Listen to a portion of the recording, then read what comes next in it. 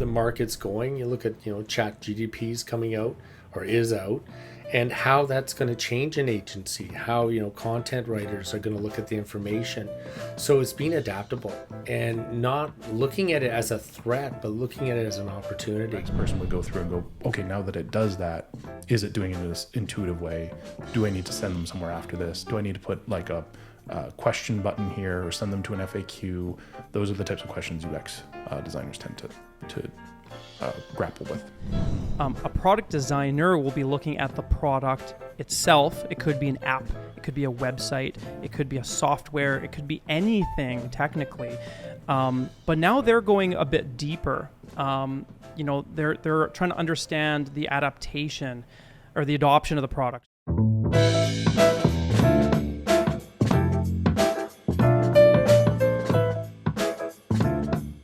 Hey everyone, welcome to the Challngtunity podcast. I'm Chris Lawson, your host.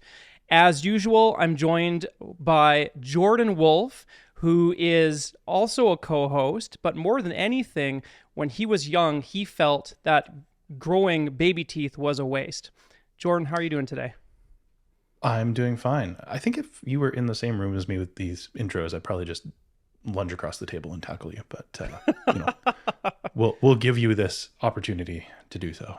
There's a theme to the intros, and some of the staff who watch these, they figured it out. I don't know if any of our viewers have, but I think probably come episode 15 or 20, somewhere in there, people will start going, oh, okay, there's a theme here. I do know where it's coming from. I can't say what it is though.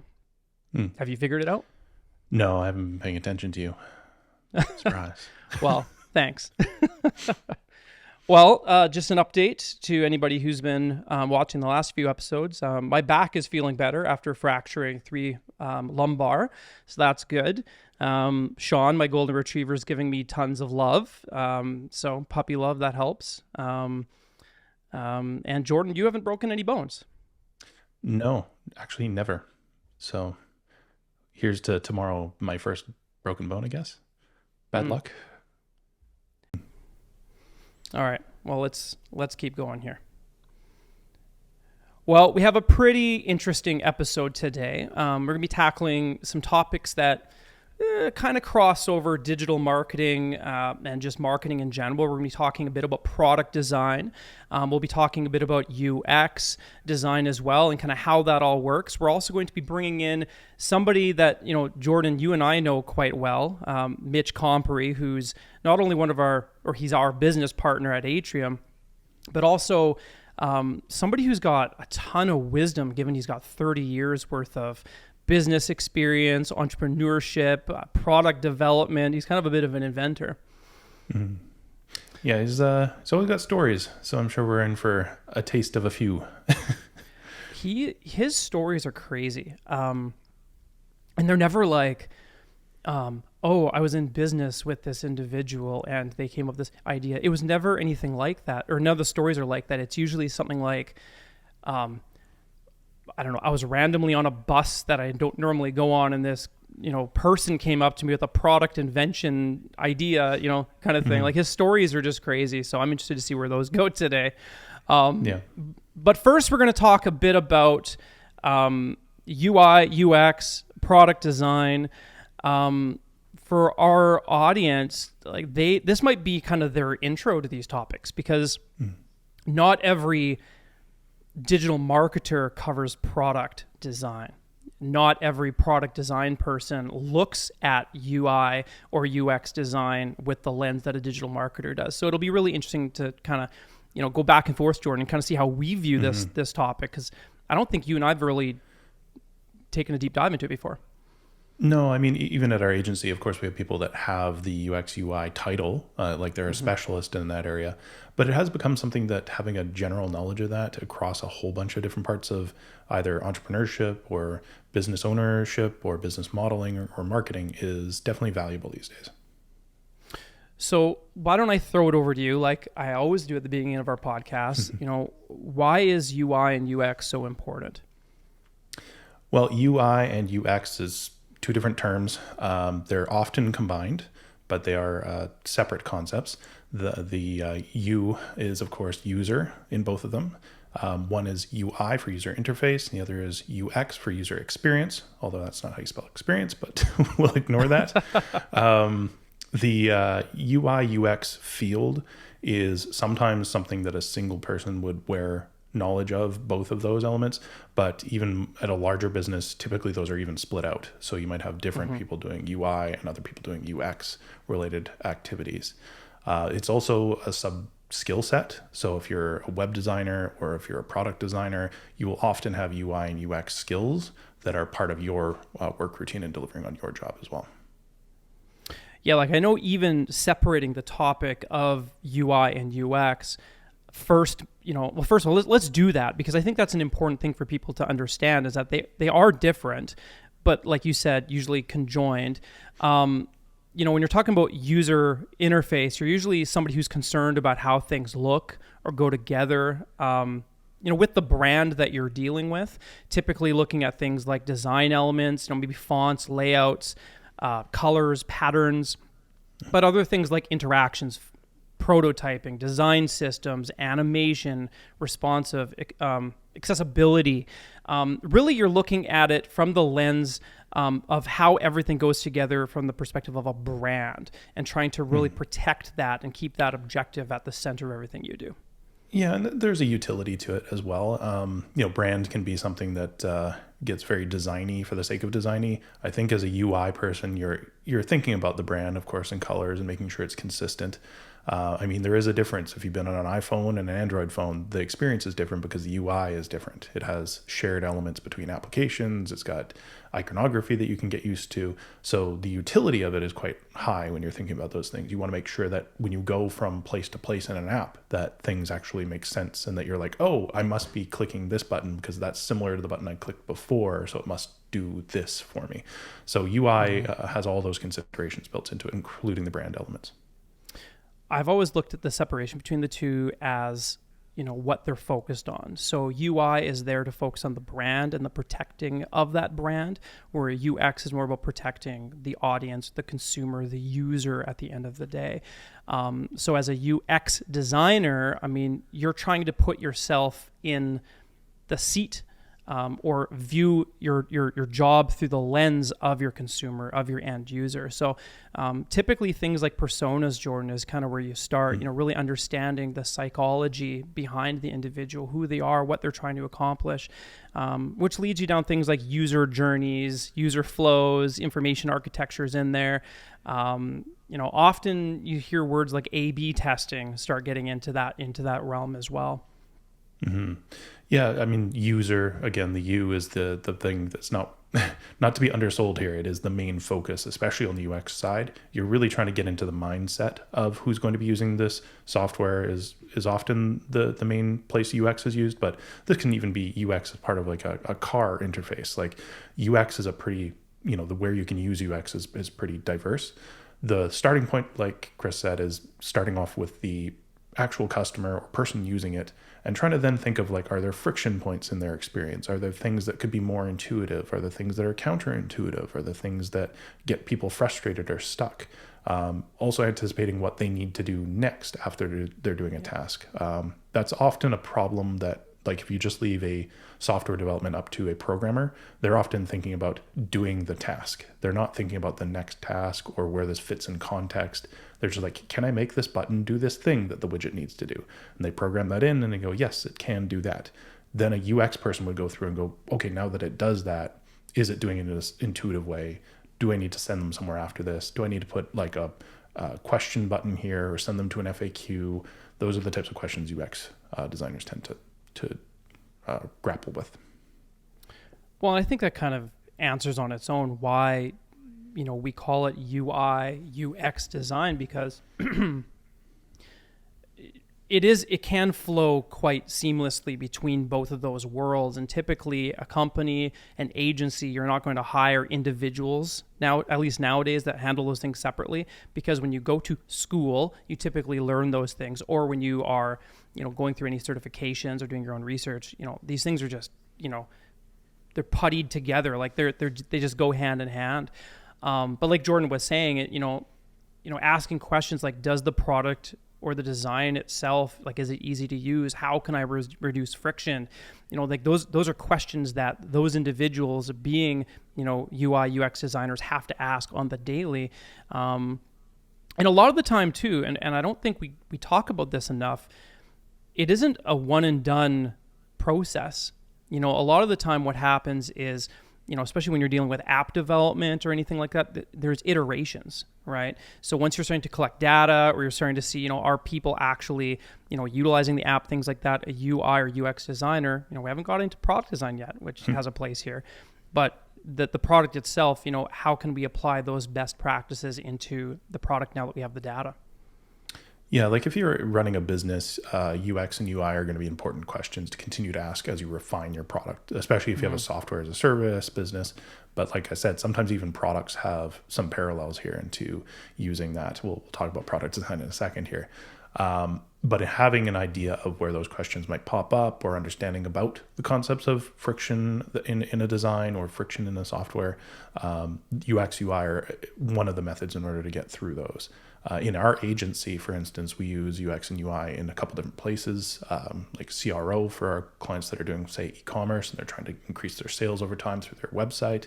Then CRO has UX, UI elements in it that are trying to refine and remove friction points, understanding user flows, all those elements, and making them better over time. Or if we're working with a client that doesn't have a website, for example, then of course in the web design process, we have wireframing and things that force us to ask questions about the user's flow. But even in what you explained there, Jordan, the individual who's doing the research, recommending what has to be implemented, is not a designer, in the sense that they're just coming up with an initial design concept, or a graphic designer, or even a developer for that matter. This is somebody who actually goes through the necessary processes, understands the psychology and the everything that's within the persona, and reverse engineers it from there. So and it's a bit of an abstract concept. It's hard for people to even grasp it sometimes, because while the term UX designer is usually in there, that is a good point. They're not really doing design in the way that the common person would think about design. It's not necessarily all about creativity. It's like wireframes, for example. Sometimes our clients will get a little bit, it's a different thing they don't experience all the time. So when we present wireframes, it's much more like presenting a blueprint to a house. I can't tell you what that room's going to look like, but I can tell you whether the couch is going to fit in it. I can tell you whether it's got good flow from the kitchen to the entertainment space. That kind of information comes through and makes the user experience of that home in that example better. So we do the same for a website, just looking, okay, well, if this is your homepage, what are the pieces of content that need to be here? What's first priority, second priority? Where are we trying to draw their eye? Do I need to take them to more information? Should that be a link or a button? Do I need a form here, or maybe a calculator? Those types of things are all user experience related questions. Yeah, I don't know why it is, but it seems like every analogy that we have has to do with a house or a car. Yeah, I don't know. Trying to relate to the blue collar people out there. Oh, there you go. Well, you mentioned, how we collect, or you mentioned, some of the decisions that get made. How that decision is made a lot of the time is based on the data that's collected, which is often done with things like heat mapping. Things that people don't often think about. They think, oh, let's pop open Google Analytics or whatever. But a lot of the time, heat mapping can tell you way more than you ever think. I forget where I heard this a couple of years ago, but they were talking about how, in calls to action that are read, you get a 15% higher click-through rate, right? So like you run your methodology and those types of things, but at the end of the day, the data you collect with heat mapping is going to help tell that story. Things like a baby sitting there on a website that's staring straight at you, well, clearly your cursor and your eyes are going to go to the center of the face of that child or that baby. But if the baby was sitting facing to the left or to the right, however your camera is seeing me on YouTube, your eyes will first go to the face of that baby, but then to the direction that child or the baby is looking. So, there's an art to it, but then you can collect the data through heat mapping to really see if, Yeah, I think I said it on a previous episode that when in doubt, you always want to go back to the customer or the user in this case, and ground your knowledge in whatever the reality of their experience is. So you can easily, respond to the wrong thing or make an assumption about somebody that results in a design, but it's not the right design because you didn't really ground it in something that was the true customer or user experience. So that's where the data plays a big role. So enough about that. Let's talk about product design. Good transition. Yeah, Enough about that. Boom. No more. Next topic. Well, product design is a term, and a lot of the time people think actual products on a shelf. Like that bag of chips, that box of whatever at the grocery store that was designed by somebody, thus it's product design. But Jordan, why don't I throw it over to you? I want you to define kind of what product design is. Well, yeah, I mean, branching off from what we were just talking about, product design is a very broad sector. You've got people that do produce the products of chips on the shelf, or a toy, or a calculator, or anything that we buy physical in this world, or a car. But then you've also got on the other side, you've got all these kind of digital products. So you've got physical products, digital products, so software as a service platforms, even the way that we interact with certain parts of physical products. Like I mentioned earlier, the interface on the center console in a car is something that has some product design related to it. So digital and physical are kind of two areas that are starting to blend together, which will be interesting to talk about a little bit. But practices like UI and UX are part of that. So if you're going to be doing product design, chances are you'll also be having somebody on the team, or maybe part of your process will include a UX UI type element to it, especially on the digital product side. But even in the physical side of things, there's an agency in California called IDEO. They do a lot of process, like even how people relate to products in the physical world. Like that type of information is all about product design and experience design, those types of elements. Design thinking. Mm-hmm. Yeah. I mean, I've always viewed product design as everything that UI and UX design is, plus more. So for example, prototyping and animation, accessibility, but also the personas, user flows, information architecture, all that kind of stuff is a part of it. And keeping in mind that, defining what a product is, it isn't necessarily just like Jordan said, calculators or things on shelf. A product designer will be looking at the product itself. It could be an app, it could be a website, it could be a software, it could be anything technically.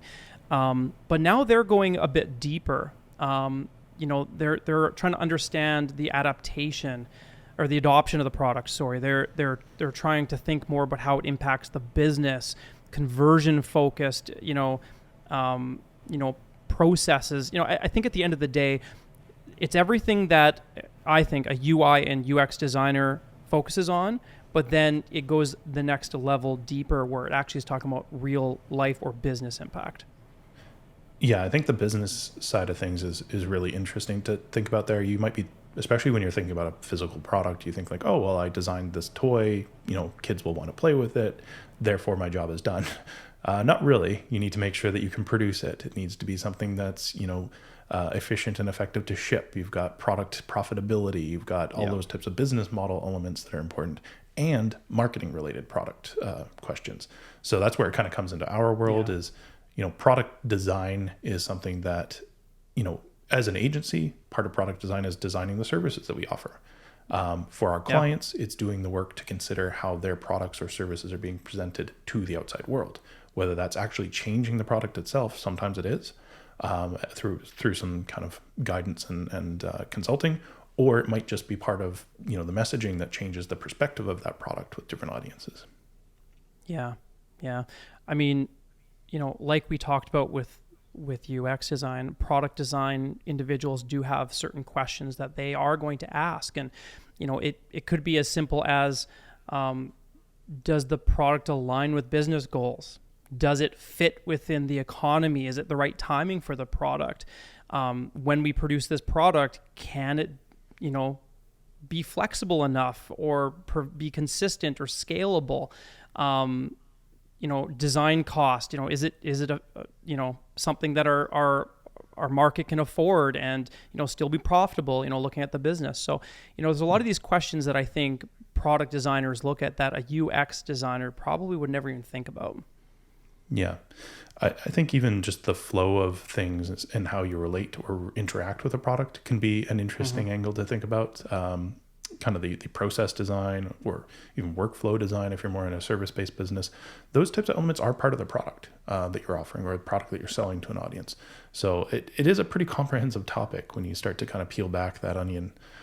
Mitch Compri, who's going to be joining us later, definitely has a big passion in this side of it. And I think that's one of the reasons he even got into entrepreneurship and running businesses over time.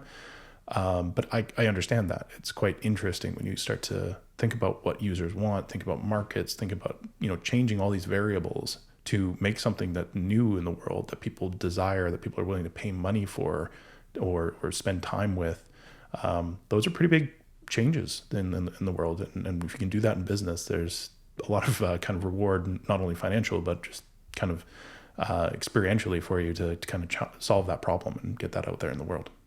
Yeah. I mean, a lot of the time at the agency level, we talk about our service as a product. And sometimes product design plays a big part in that, in how you're going to structure the routines, structure the cadence of how you touch base with your clients, your reporting. Even right now as an agency, we're talking about softwares, making sure that our softwares that we're providing, transparency to our clients for things like analytics and, proper decks that we produce, all that stuff comes apart as a product. Your staffing is a part of the product. We haven't talked about it, but, your tone, your language, how you're being perceived as a service is part of the productization of your service. And all that stuff, whether it be digital or physical or on a Zoom call or whatever you're doing, you can apply all of the information that you're gathering, to continue to create new iterations of that product as a service. I know we do. Yeah. All the time. Yeah, and I think I said it again a couple episodes ago, so I'll repeat myself here, but it's relevant. Back in business school, we learned about the history of marketing and where you focused on as a discipline. And it used to be the 4 Ps: product, price, place, promotion. And then that expanded into physical environment, process, packaging, like a whole bunch of Ps they keep throwing on there. But all of those things are part of product design, even though that was the first thing I mentioned: product, price, place, promotion. It's part of the marketing discipline to some degree to make sure that you're keeping these things in mind. While ultimately the buck may stop with, say, the CEO of a company who, makes the decision about what they want to sell and how they're going to take it to market. But marketers are usually the front lines of those making recommendations about what may or may not work, changes to improve or adjust the product based on messaging primarily. But sometimes it even comes down to actually presenting or producing the product in a different way. And that might move over to the production team or the operations team if you're doing services. That's an interesting place to be, is this kind of like pivotal change agent in the middle of a marketing model and a product. Well, I'm interested to see or hear, what Mitch has to say, because as our audience is going to learn here in a moment, his core is based in a lot of these topics. That DNA, gets drawn from all the time at ATRIUM. So why don't we, Jordan, why don't we throw it over to the interview that we're going to be doing here in a little bit, and sounds good to me. Let's do it. All right, welcome back. Today we've got a guest, Mitch Compri, who's a business partner of both Chris and I at ATRIUM, our digital marketing agency. But he actually brings 30 years of business ownership as well as entrepreneurship. Ooh. And has been an agency owner for the bulk of that time, but has a whole bunch of other business experience and stories to tell, I'm sure we'll cover today. Beginning mostly in a university education from fine arts and then moving into his MBA. We'll probably cover some of the experiences that brought him towards from fine arts to an MBA. It might seem like a strange connection. And spent most of his time recently as a business advisor and acts on a number of boards, and also spends a lot of time with his billions of kids, mostly in sporting events of a variety of different flavors. So welcome to the podcast. Thanks, guys. Nice to be here. Excellent. Well, today we're going to be covering a few different avenues. One of the jobs that we have here is to just make sure that we are able to pull up as much information from our guests as possible. Now, of course, being a partner at the same agency, we know a little bit more about you than the average guest. So Too much. we're going to be able to, yeah, Too much. too much. We know too much. Too much, yeah. So we're gonna cover a couple topics, some that tie into what Chris and I were talking about earlier in the podcast, but also trying to draw on those 30 years of experience that I talked about. So I've always found it kind of an interesting angle with you. You and I met, obviously, when you hired me about 16 odd years ago, something like that, at a prior agency that you operated. And I've always learned about you that we share one thing in common. We both actually started in fine arts before we went into business. A lot of like graphic and painting and the artistic side. It's not a common branch for a lot of people to get from fine arts to business. You want to maybe give our guests a little bit of an idea of what that started with and why fine arts and why you ended up in business from all that. Yeah, that's I sure will. It's interesting because I was always very interested in drawing and painting, and that prompted me to go into more of the visual aspect of it. So, when I was a kid growing up, I'd always draw comic characters and stuff like that, and had a real passion for that.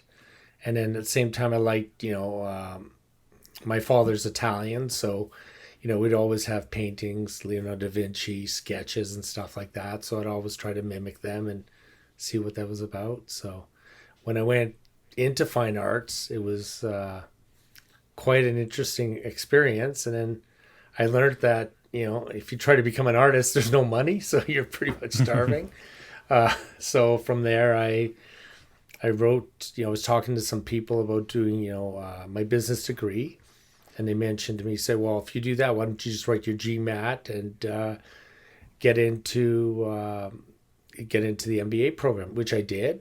I studied for about 4 or 5 months, and then wrote the GMAT, got in, and it was a lot of hard work. That's all I can say. It was opposite of fine arts in every parameter you could imagine. Now, I've always understood that, especially during that business time, that there weren't, while it is a very different world, there weren't exclusively no coverage of your fine arts background. You did have a lot of like product ideas and design elements into how you were viewing business, and obviously you ended up in marketing and even ultimately opening up a graphic agency, which became a web agency. So obviously the fine arts did play a role there. How did you feel it changed how you approached the MBA? So that's a very good point, Jordan. When I was going through fine arts, not only was it painting or drawing, but I did industrial design and I did graphic component of that too. So with industrial design, I came up with some products. I designed them. What I did is I thought, well, maybe I can take this to market, and I didn't know how to do that, and I didn't have the confidence. A lot of stuff in business is about the confidence to do it. Yeah. And so what I did is did my MBA. Took me a little over 2 years, and then from there, business partner and I basically took that product, and we got it patent and all that stuff, and we worked with another company in Calgary, and from there, kind of got ripped off. So it was one of my first experience in business. And from there, how it connected into my previous agency is I had a friend who was doing agency work, and he needed a partner to help him out. So that's how I got into it. And I found a lot of connections with, designing and building and entrepreneurship and being an agency owner. How would you say, it has evolved, running an agency, 15 years ago compared to, running an agency today? I mean, is it day and night? Is it really that different?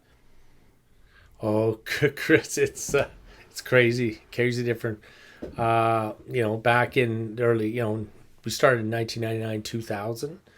And at that time, we were, I had web designers, graphic designers. I had, coders.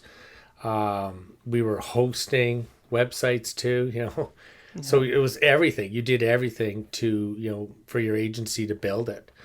And, today it's vastly different. You have to be a specialist in a lot of ways. So you look at, content writing or people that do ad buying. It's very, very focused. And if you don't focus, I find that it's you don't get the true insight to what the connections are to what's going on in the economy and to helping your clients. As I mentioned earlier, you had hired me back in the day, working at the prior agency, and one of the things that I always felt was interesting looking back on that from today's perspective is, while the agency you started in 2000 was always somewhat involved with web to some degree, it was the early days of web, and it kind of grew along with website design and development, and but there are aspects that are huge institutions today, like Google, that wasn't always part of the mix back then. That came up while you were growing this agency.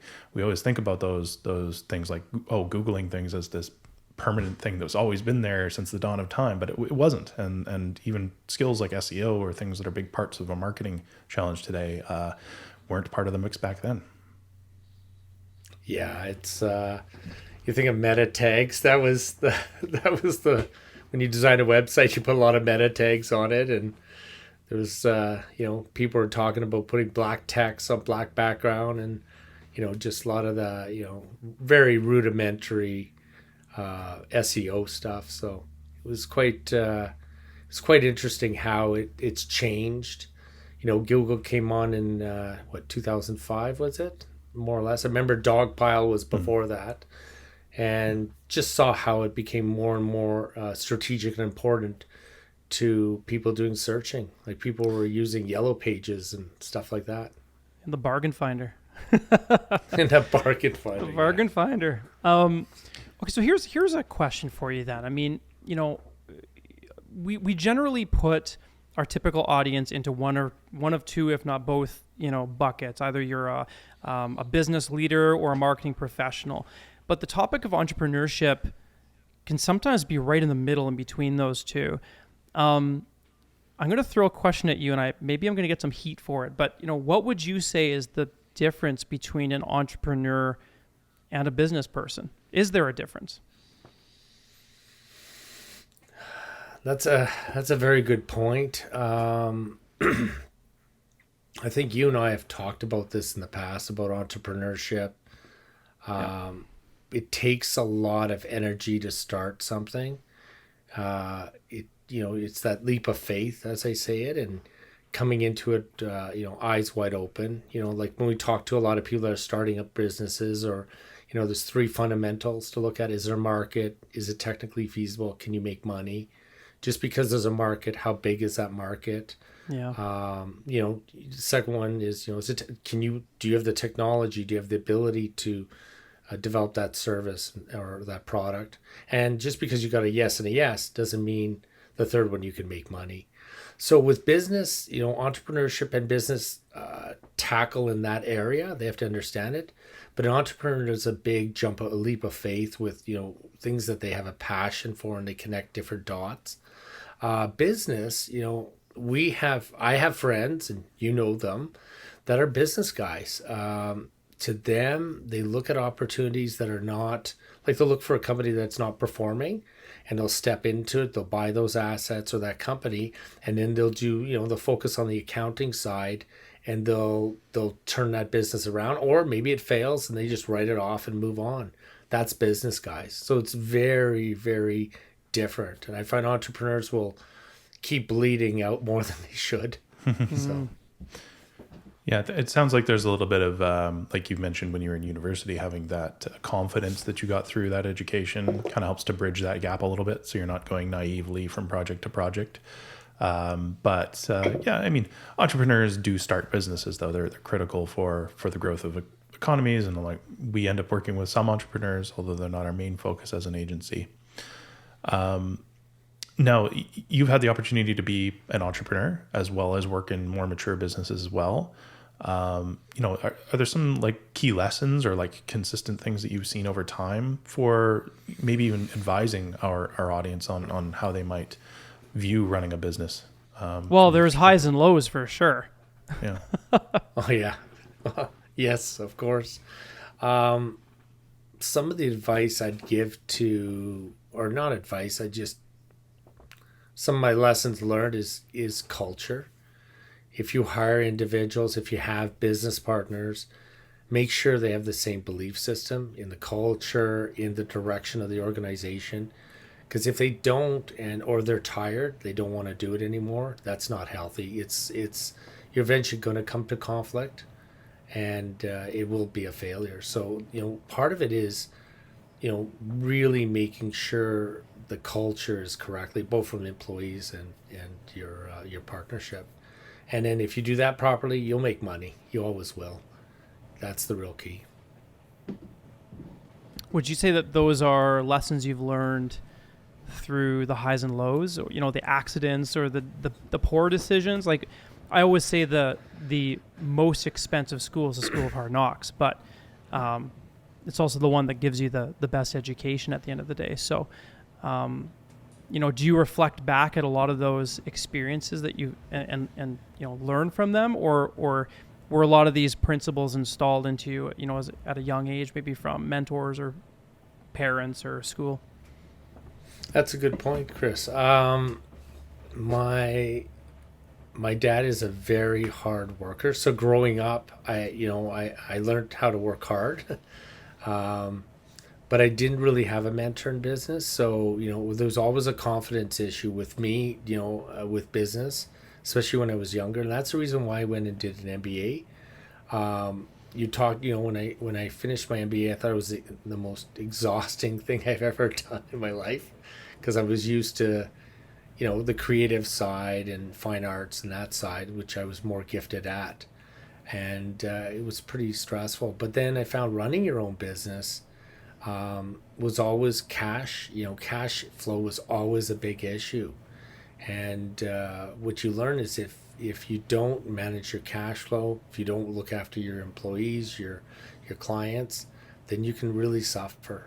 And the other one is watching the market. Like, as your market changes, if you don't adjust, if you don't look at the skill set you have, the opportunities for your business, well, you become a dodo bird pretty quick. And it happened to me. So. Well, earlier I mentioned that Chris and I had talked about UI and UX, but we then moved into talking about product design. Product design also can be service design. In the agency world, we consider our services a product in a way. Now you've actually had some time, thinking about products and, like you said, patenting products in the past, as well as on the service side now that you're in the agency world. What are some of the steps that somebody might go through from your experience in the product design that might be applicable in today's world? Oh, that's a good point. When I developed our product, we saw an opportunity for a need. It was a product that dealt with strollers and joggers and stuff like that, and so we could see the connection. So we're like, yeah, let's develop this. And then as we're developing it, where we failed is not in the idea, the concept. It's really our partnership with the other company in Calgary. That's where we made a mistake. And that's a big lesson learned. So, coming up with the idea, sketching it, getting it made. When I got CNC made and it worked and everything, it's the next level. It's the relationship. I would have been better off just going to market on my own, and sell one, sell 10, build up distributorship networks and so on. And that's one thing I learned. The other aspect is I went to a trade show in Chicago. This was probably around 1997, I think it was, or 98, somewhere in there. And it was at the McCormick Center, and it was a sporting good trade show. And in there was a gentleman with his child. They're from Germany, and they had this round ball, this big ball. And he was in the elevator with us, and he was looking for distributorships. And he was asking us if we were interested in this being a distributor for this big ball, and me and my partner laughed and thought it was no, thank you. Well, that ball became the yoga ball. And what I learned from that is products or ideas, when markets change and they adapt, and yoga was just starting to become more and more prevalent with the general population, it wasn't just focused. And if I had been involved in that yoga ball, who knows where I'd be today. So, it's keeping your mind open to ideas, keeping your mind open to those three components we talked about earlier. Is there a market? Is technically feasible? Can I make money? And really looking in on that, and realizing, how, just because you don't believe in it or you look at it, maybe somebody else does. And if you're an entrepreneur, you look at those ideas and you connect the dots, or even if you're a business person. So how does that relate to service design when you're thinking about products? Because that you started mostly in like tangible product design, but then moved obviously into running an agency, and now we talk about service design more frequently. What parallels are similar and maybe things that are different? Okay, again, like we talked about earlier, when you have a product or service like web design or graphic design and so forth, as the market changes and adapts, or even if new ideas get introduced, being adaptable and really, either upgrading your skill set or, understand where the market's going. You look at, chat GDPs coming out or is out, and how that's going to change an agency, how, content writers are going to look at the information.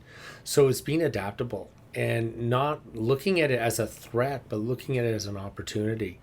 Yeah. And, that's the connection, you look at certain products that were, popular 100 years ago don't exist today. Well, in that heyday, they were selling very well, and they changed, and some companies adapted and changed from whatever that product was to what it is today.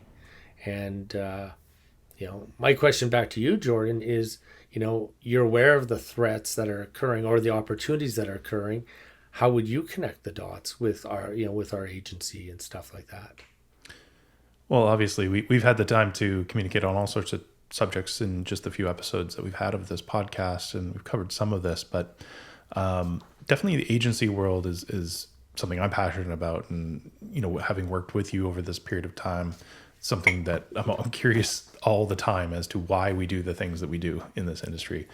There's a huge amount of tradition in the agency world. People just kind of assume about what's supposed to be part of an agency or supposed to be part of a service. And we don't often peel back the kind of peel and look underneath and go like, well, what's the juice of this? And in our case, like we tend to lean towards that kind of more engineered approach because we believe that we're trying to engineer consistency. That's the juice we've kind of focused on. But, even things when we develop our services, having the customer be part of that product design or the service design is really important. So there are even parts of our experience when we work with clients that we do things that are just necessary to make sure that the client is informed, that they're part of the process, that they feel heard, that they have an opportunity to be engaged, that they're getting data that might be useful for them in other things, even though we don't strictly maybe need those interactions to do our job that they're paying us for on paper or in black and white. Here's the list of things you're getting from us. So, keeping those two things in mind, where you're always constantly second guessing any kind of institutions that might have built up in your mind about how you're supposed to do things. And then combining that with opportunities to connect your product with the real world, which is the customer who's ultimately paying for it, is really critical. It's all about the value, isn't it, that you provide? I'd probably even expand on that. I think for us, we try to engineer innovation into everything that we do. And, as we're, running full speed in 2023, I think innovation is paramount. I think innovation is in every single aspect of every single industry and every business, whether it be through the softwares you're utilizing, the processes that you're implementing, the way that you view things with your clients. But engineering innovation, I think, is essential because it eventually gets your entire corporate culture to kind of look at everything through that lens. And I know that this year, what we're really focusing on is innovation for the purpose of the audience that we're working with, for our clients. We talked about UX, we talked about product design. Well, productizing our service means that we have to create something that is of service for our clients in the form of a product. And ultimately, that product that we have has to, for a lot of our clients, we're the only ones thinking outside the box for them. And so, making sure that we're the ones that are innovative, left, right, and center is a safeguard for them. So, back to what you were talking about, Jordan. I think these things like productization, whether it be from experience or, from a product design perspective, it's essential in all forms of business. Yeah, it's amazing. Over those like 30 odd years of doing all sorts of different businesses and products and services, you've seen things that have worked really well, and you've also seen teams flourish. You've seen business models also, I'm sure, come into challenging phases of their existence. And a lot of that, like you said, comes down to changes in the outside world impacting the business and having to have them reevaluate things. Yeah. What are some of the risks associated when you don't evolve in those situations? Oh boy. It's funny. Many times I can walk into a business and I can see if they're going to be successful, or even if I can help them. And a lot of times it's not a marketing problem. They think it's marketing. They need more sales, but it's not about that. It's their fundamental of their business, as either the economy's changed or the market has changed. They've got a new technology came, it is replacing them, and they can't adapt fast enough. And it always impacts their cash flow. That's everything is about their cash flow, and as they're losing control, you're going in there and you can see people frantic. The place is usually not clean. There's all these indicators that they're stressed out. And so, I can give you a number of examples that I've seen. I'm just like, wow, this is not good. And, so the thing is that I've seen literally thousands of businesses, and it's like a formula in that if you do certain things properly and you put them together, it works. It's when you don't do them together and all of a sudden, maybe you get something new, but, you're taking a risk that it falls apart.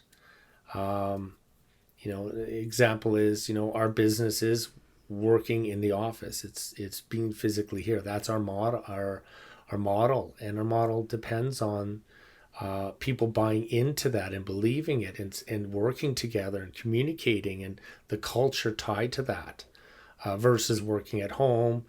Yes, there's communication through, Zoom and so forth, but it's not the same. And, there's a lot of times ideas come across, they're built on other ideas where, there's a problem that a client needs solved. Someone talks about it. They've talked to another individual. All of a sudden you get this aha, eureka moment. So, that's what I've seen in the last 30 years. I think, there's so much evolution that's happening around us all the time. As, entrepreneurs or business people, I think evolving for the sake of evolving, doesn't make any sense. Thinking things through, analyzing the scenario, analyzing the way that your business is built. You can do a SWOT analysis, you can do whatever you need to do, but evolution, I think, is essential to producing longevity. But evolving for the sake of evolving will most likely bring death to your business, because you're going to evolve too quick, or you're not going to analyze things in such a way, and you won't actually see, the issue that's going to, bury you in the dark corner that you didn't prepare for, And I think, if I'm to kind of, think of Mitch Compri for a minute and how he, kind of brings a ton of value to our agency, is he's been there. He's seen those dark corners. He's seen other businesses fail. He's, 30 years is not a small amount of time to be in business. And so,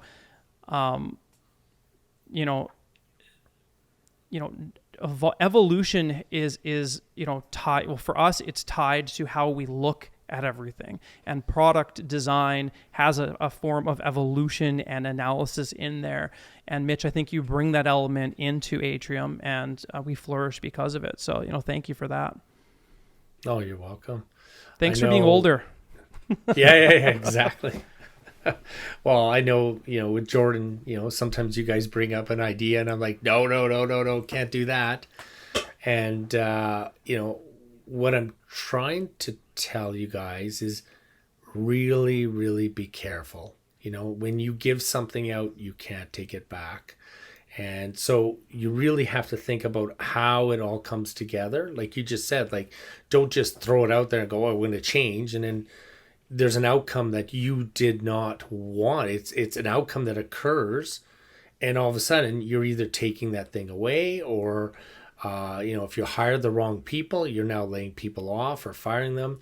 And then that's on you as a business person and, as an entrepreneur. So you have to really think about what's your next step and where are you going to be in 10 or 15 or 20 steps. And, managing your cash flow and making sure your clients are taken care of. And, if you want to have clients that stay with you long time, it's, giving them value and really being conscientious of what drives their business to the next level. There's a client or a potential client that I was talking to the other day. I saw a video and it talked about exactly his industry. A competitor put it together. Well, I sent it to him and he came back and he's like, hey, tell me more about this. So it's about connecting dots and helping people. So I think anytime a business owner, an entrepreneur can have people around them that have that additional, time in market even, it's an opportunity to, mine information around you from different situations, different scenarios that you in your limited lifetime as an individual starting a business, or, if you're just starting a business or your first business, you're going day to day learning new things every single time. And each new experience, each new challenge might be new for you, but it might not be new for somebody else. So having somebody else around you, I know these days you're doing a lot more business advisory, you're on boards. Yeah. So, participating and finding people to participate with you in the entrepreneurial or business management experience is only going to make your businesses stronger. Yeah, that's true. I believe I told both of you this story in the past. Years and years ago, I went out to visit a client. They were NISCU, and he was selling containers. And, I went to see him and I'm like, wow, like Tupperware? No, shipping containers. Sorry. Okay. And, sorry. And, what happened was, I thought, oh, this guy was a Babe Ruth, like this guy could just point and, hit it out. And you don't see that very often. And he's like, no, Mitch. He says, I failed 3 times. I've lost everything. And so he told me the story. He was selling quads and, and he had this yard full of quads shipped from China, and people didn't want the quads, but they were coming by asking about the shipping containers. And that was like 15 years ago. And then he became one of the biggest, guys selling shipping containers in Western Canada. So it was an interesting story. So it shows you that experience and, and you look at our relationship, like I'm very different from you and from Jordan, right? So we work very well together because we look at a problem from a different perspective, and it's important to have that. If not, if everyone thought the same way, well, it's group thought, and you definitely something bad will happen to you. I can guarantee. Well, hopefully our audience got a bit of a different flavor then. Yes. A little less time with just Chris and Jordan show. So it's always good to have different perspectives. And I will certainly have you on again. And, I thank you for joining us today. Hopefully you had a good time as well. Oh, I sure did. Thanks, guys. Thanks, Mitch. Take care. Bye, guys. Cheers. Well, I think that was great. We got to talk to Mitch. We went through quite a bit of topics today. Yes, we did. Joking during the break about basically we've got textbooks worth of topics we covered in a few minutes here. So obviously we may be covering these topics in a lot more detail or specific areas in the future. So I look forward to that. And it was great having Mitch on as well. And I look forward to our next episode. Absolutely. Obviously, don't forget to subscribe if you're on YouTube. If you're listening to this on Apple, Spotify, and all the other platforms that we broadcast on, make sure you subscribe, make sure you follow. We do issue a new episode every 2 weeks on Wednesday. So if you're loving this, tell your buddies. We'll be here. We appreciate your time. Cheers.